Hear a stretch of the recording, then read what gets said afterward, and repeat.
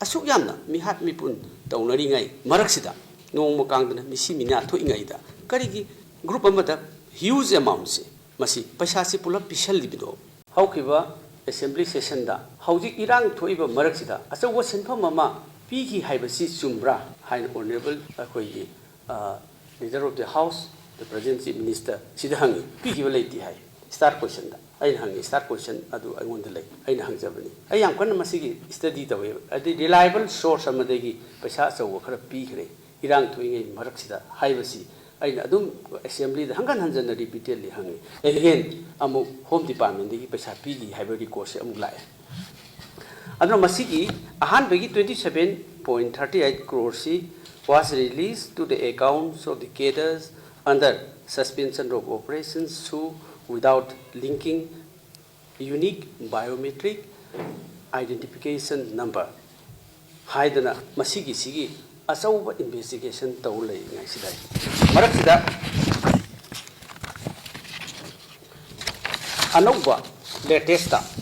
masi lanai kung and Joshua haiba nupasida ICDFC bank sigi bank sigi through the my ICDFC की account number से आई है जगह 501082660900 सी की ICDFC account number सीधा अदेगी मागी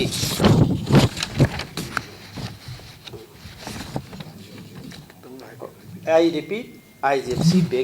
bank account number Lanlei Kung Sidesida 50100582660900 Masigi ICDFC bank account sida paisa si transfer to adugo then check number na 226200 dated 9 July 2024 aduga koi group sina ISPC within bracket D Mar People Council. Asigi sidisita akhoigi 6 crore 27 lakhs masi piki out of which masigi magi 6.35 lakhs 40,000 piki dabada 6.27 crores piki. That is very much latest. Lai ho famsi January gi tang kunma thoida 2024 da resolution ama BJP ki legislature singna lawraga suspension of operation degi withdraw tawre hai again cabinet decision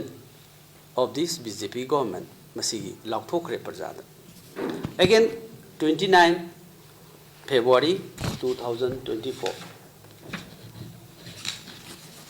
house the passed of resolution to the 29 February 2024, resolution number 4. Let me read it out.